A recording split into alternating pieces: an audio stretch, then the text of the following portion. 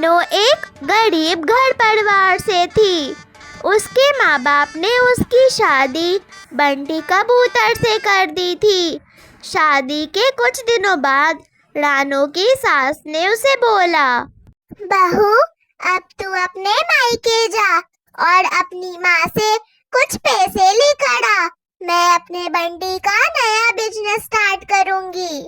माँ जी, मुझे नहीं लगता कि मेरे गरीब माँ बाप मुझे पैसे दे पाएंगे ताकि बंटी जी का बिजनेस स्टार्ट हो सके।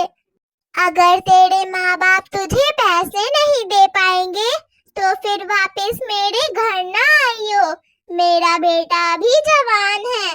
किसी पैसे वाली लड़की को देखकर उससे शादी करा दूंगी अपने बेटे का।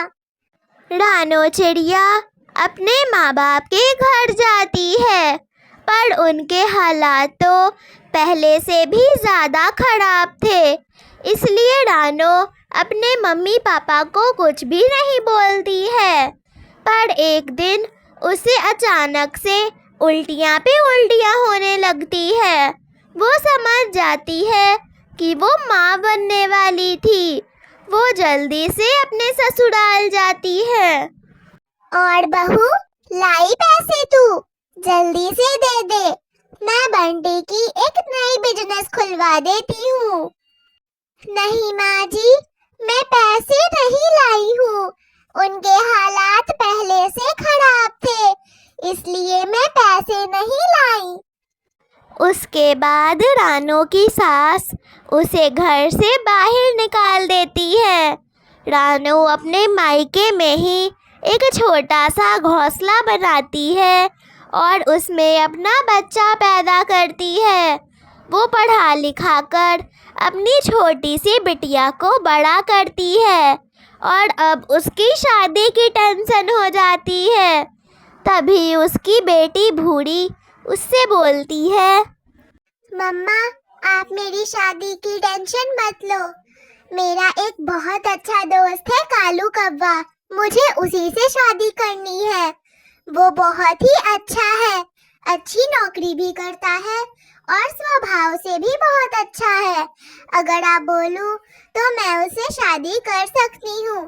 आपसे मिलवा भी दूंगी मैं उसे। टूनी भी इस बात के लिए मान जाती है। एक दिन भूरी अपने बॉयफ्रेंड के साथ उड़ती उड़ती कहीं जा रही थी कि तभी उसके प्लेन का क्रैश हो जाता है और वो अपना एक आँख खो देती है। फिर भूरी की माँ उसे अपने दोनों आँख देती है। मम्मा, आपने मेरे लिए इतना कुछ किया, शुक्रिया मम्मा, बहुत बहुत शुक्रिया। मैं आपको अकेले छोड़कर कहीं नहीं जाऊंगी मम्मा। मैं आपको अपने ससुराल में रखूंगी। आप मेरी जान हो जान। उसके बाद वो सब हंसी खुशी रहने लगते हैं।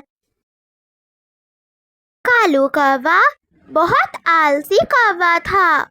वो अपने खेत से सब्जियां तोड़कर बाजार में बेचा करता था।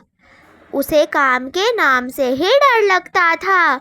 एक दिन जब वो अपने खेत में बैठा था सब्जियां तोड़ने के लिए, तभी उसे नींद आने लगती है। हाँ, बहुत नींद आ रही है, पर खेतों की ये सब्जियां भी तोड़नी है। अगर सब्जियां ना तोड़ी तो सारी सब्जियां गल सड़ जाएंगी। कौवा एक नाटक करता है।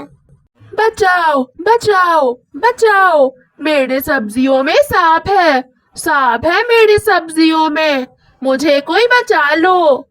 चिड़िया और तोता कौवे की आवाज़ सुनकर जल्दी से उड़कर उसके खेत में आते हैं। क्या हुआ? क्या हुआ कौवे? तुमने इतनी जोर से क्यों चिल्लाया? चिड़िया चिड़िया, मेरे सब्जियों में सांप है। मैंने अभी सांप को देखा, वो रेंगते रेंगते मेरे खेतों से जा रहा था, पर हमें तो कोई सांप नहीं दिख रहा। हो सकता है ये तुम्हारा वहम हो कालू कौवे। कौवे भैया, अगर यहाँ पे सांप होता तो मुझे भी दिख जाता। यहाँ पर कोई भी सांप नहीं है। आप आराम से अपनी सब्जियाँ तोड़े। मेरी माँ भी सांप के डसने से मरी थी। मैं नहीं जा रहा खेतों में। मेरी सब्जियाँ तो गल सड़ जाएंगी। मैंने बहुत मेहनत की थी। कौवे को रोता देख चिड़िया बोलती है, तोते भाई, कौवा लगता है डर गया है। हम एक काम करते हैं, कौवे की सारी सब्जियां तोड़ के टोकरी में रख देते हैं। इससे कौवे की सब्जियों की बर्बादी नहीं होगी और वो खुश हो जाएगा। कौवा धीरे से ये सारी बातें सुन रहा था। तोते और चिड़िया दोनों ही मिलकर कौवे की सारी सब्जियां तोड़ देते हैं। सब्जियों की टोकरी लेकर कालू सब्जी मंडी सब्जी बेचने चला जाता है।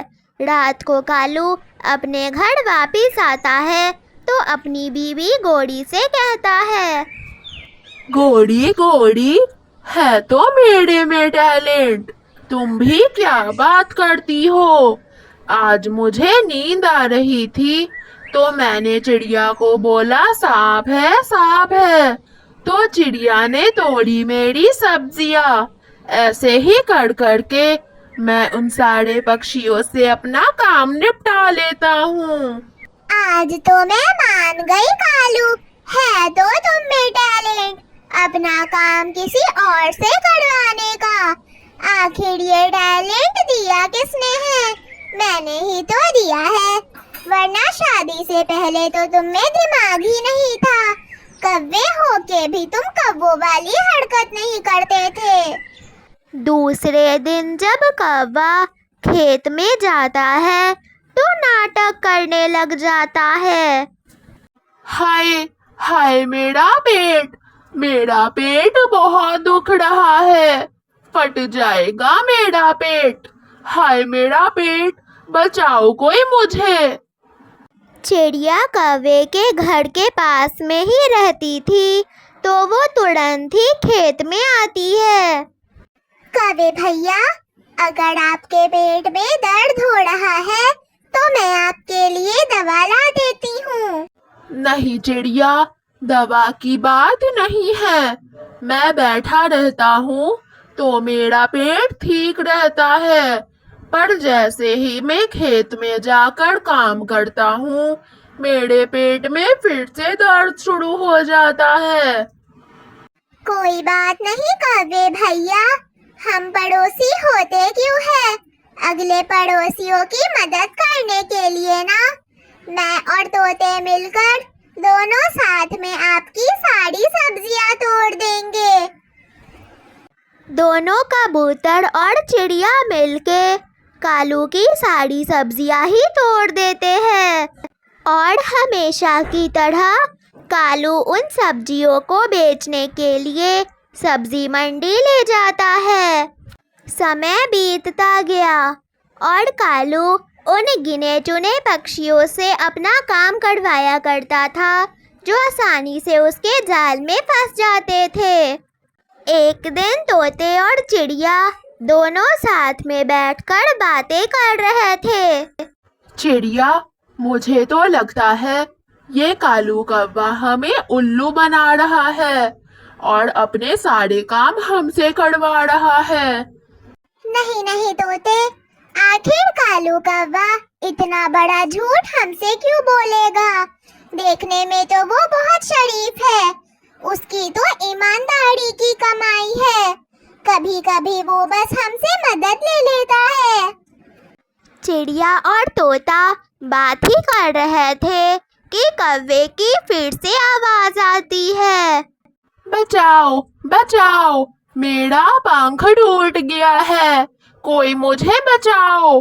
टूट गया मेरा पंख, अब मैं नहीं रहने वाला जिंदा।